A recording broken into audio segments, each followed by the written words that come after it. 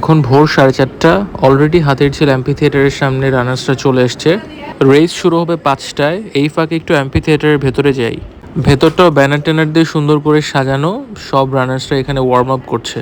Weather এতটাই worm যে আমার আর ওয়ার্ম আপ করা লাগতেছে না। স্টার্টিং পয়েন্টের সামনে চলে আসলাম। একটু পরে রেসটা শুরু হবে। এর মধ্যে দেখি যে পরিচিত রানারদেরকে খুঁজে পাওয়া যায় কিনা। শুরুতেই পেয়ে গেলাম আমার পেসার সাউথ ভাইকে। চন্দ্রিমা রানার্সের খেয়া আপা রোমেল ভাইয়ের সাথেও দেখা হলো। আর দেরি নাই, এখনই রেসটা শুরু হবে। আমাদের দৌড়ও স্টার্ট হবে। বিসমিল্লাহ বলে এই তপ্ত গরমে আমাদের দৌড়াদৌড়ি শুরু হলো। শত শত রানার্স আমাদের সামনে। ঢাকার টেসলার মতো এদেরকে সাইড কাটিয়ে একটু সামনে যাওয়ার চেষ্টা করলাম, কিন্তু একই কাণ্ড। বিদেশ থেকে আমার সামনে উড়ে এসে বসলো সাকিব আল হাসান 75। পেস দিয়ে একে বিট করতে হবে। হেলে দূরে দৌড়াতে দৌড়াতে আমি সাউথ ভাই 1 কিলো শেষ করে ফেললাম। 1 কিলো শেষ। এখন সামনে হাতির ঝিলের বাজে বাজে ব্রিজ। হাতির ঝিল বিরক্তিকর লাগে এই ব্রিজগুলোর জন্য, এছাড়া ভালোই ছিল।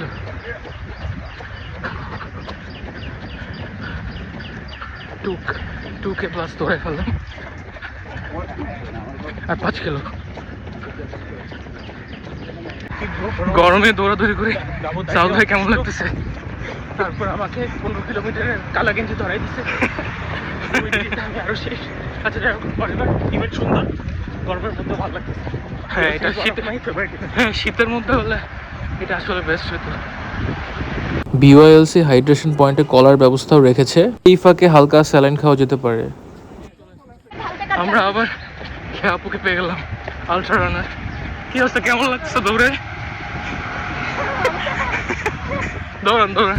এই যন্ত্রগুলি আমাদের দৌড়ের বিবের চিপ থেকে রিডগুলো নেয়। গরমে দৌড়াতে দৌড়াতে 3 কিলোমিটার শেষ করে ফেললাম। এরই মধ্যে হাতির ঝিলের সূর্য উঁকি দিচ্ছে। রেসটা আরো টাফ হয়ে যাবে সূর্য মাথায় উঠলে। 6K মতো ডান আর হালকা আছে। এটা কি স্প্রিন্ট বেড়ে শেষ করবো কিনা চিন্তা করতেছি। লাস্টটা 500-600 কিলো বলতেছি, সরি মিটার। হ্যাঁ 500 হ্যাঁ এটাই হয়। অলরেডি সূর্য উঁকি দিচ্ছে কি ভালোভাবে উঠে গেছে।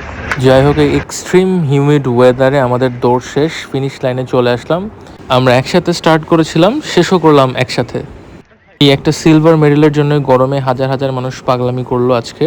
মেডেল কালেক্ট করে এখন আইসক্রিমের লাইনে দাঁড়াতে হবে।